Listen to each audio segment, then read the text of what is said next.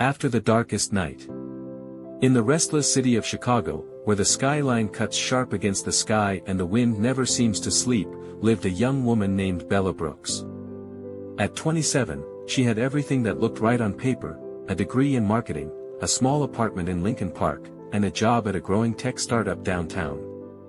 But paper has a way of lying. Every morning, Bella woke up to the sound of traffic humming below her window. She would stare at the ceiling, feeling as if the weight of the world had quietly settled on her chest during the night. It wasn't sadness exactly. It was emptiness. A quiet, persistent whisper asking, "What's the point?" At work, she smiled on cue.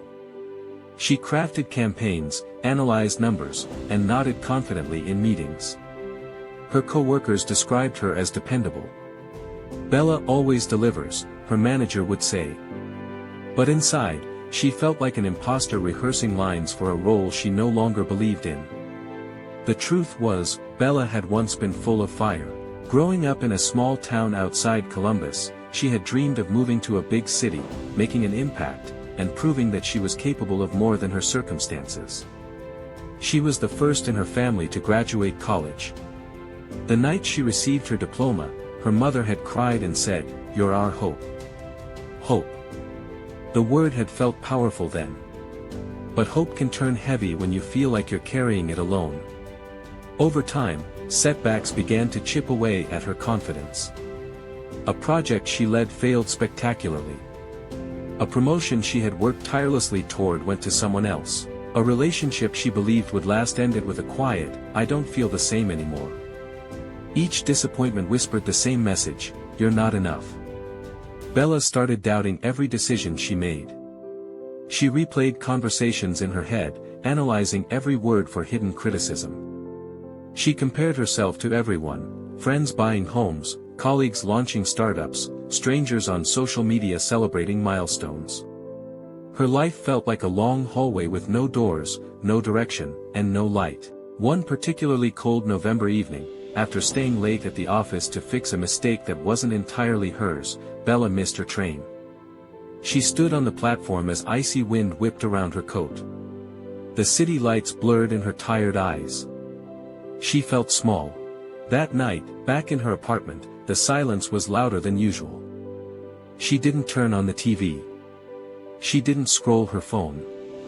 She simply sat on the floor, her back against the couch, staring into the darkness. "What am I doing?" she whispered to the empty room. For the first time, she allowed herself to admit the truth: she was exhausted, not physically, but emotionally. Tired of pretending. Tired of chasing validation. Tired of trying to meet expectations that didn't even feel like her own anymore. The thought scared her. If she wasn't her job, her achievements, or other people's approval, then who was she? The days that followed were heavy. She went through the motions, but something inside her had cracked open.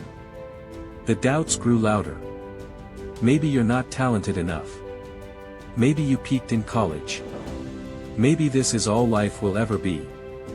One Saturday, unable to bear the walls of her apartment any longer, Bella walked aimlessly through the city.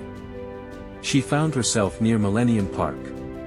Tourists laughed and posed for photos near Cloud Gate, their reflections distorted in the shining metal. Children ran freely, their joy unfiltered. She sat on a bench and watched them.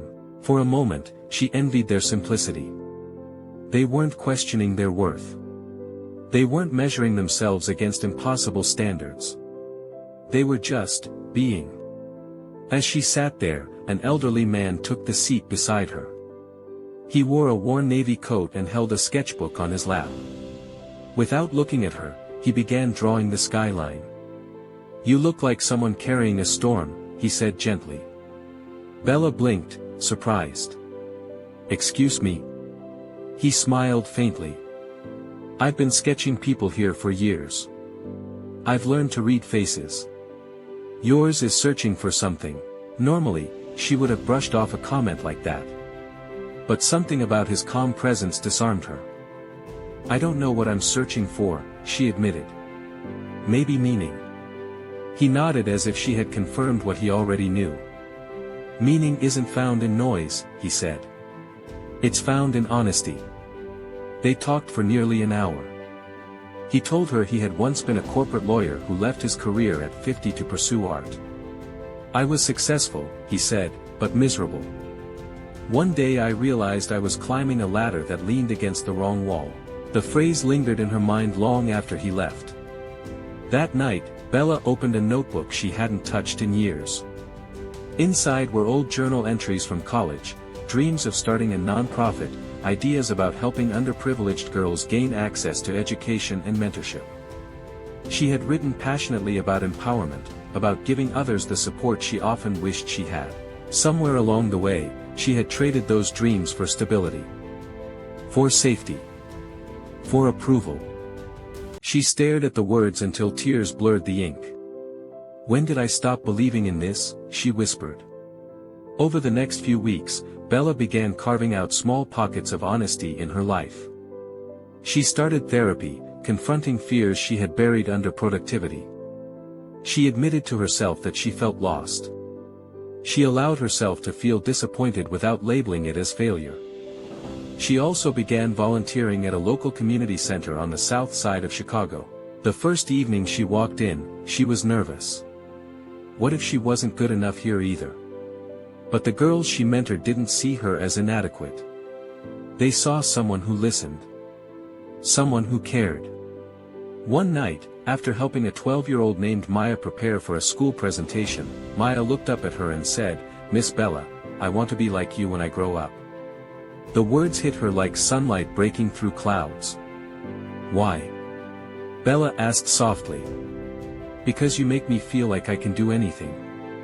For the first time in years, Bella felt something shift inside her. Not validation. Not ego. Purpose.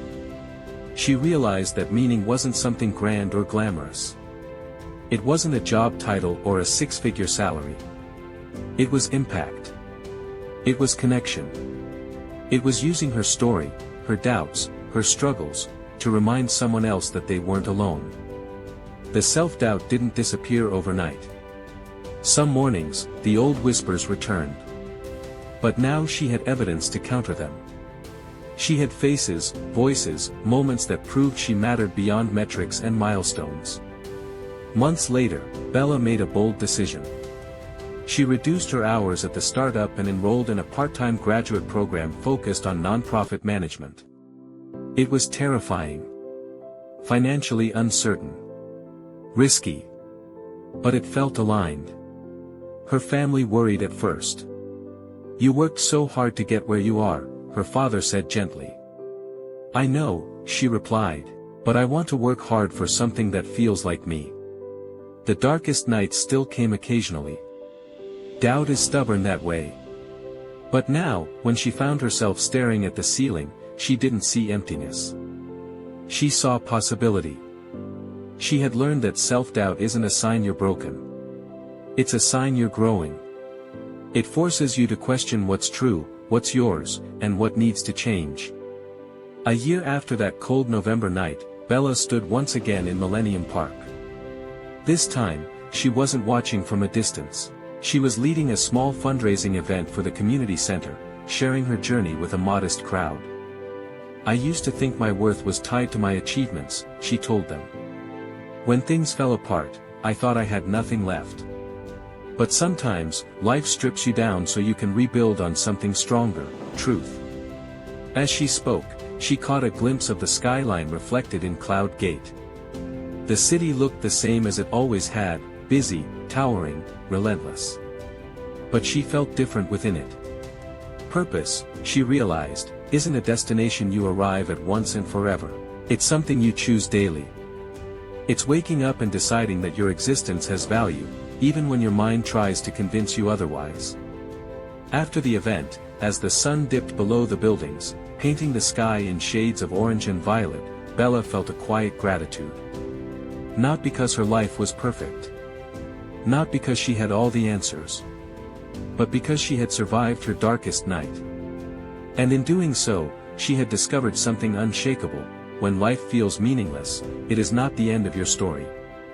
It is the turning point. The moment you decide that even if the night is long, you will rise anyway. That even if doubt whispers, you will answer with courage. Because after the darkest night, morning always comes. And Bella was finally ready to meet it.